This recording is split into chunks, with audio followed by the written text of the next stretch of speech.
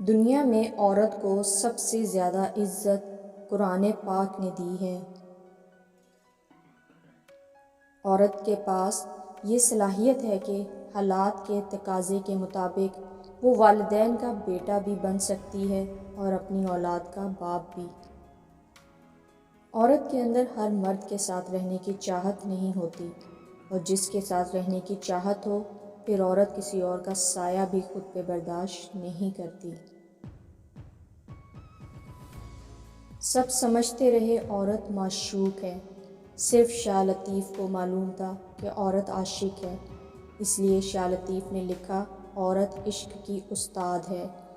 مرد کا گناہ وقت کے تالاب میں کنکر کی طرح ڈوب جاتا ہے، جبکہ عورت کا گناہ ساری عمر کنول کے پھول کی مانند سطح آب پر رہتا ہے۔ بس یہی ایک سچ ہے۔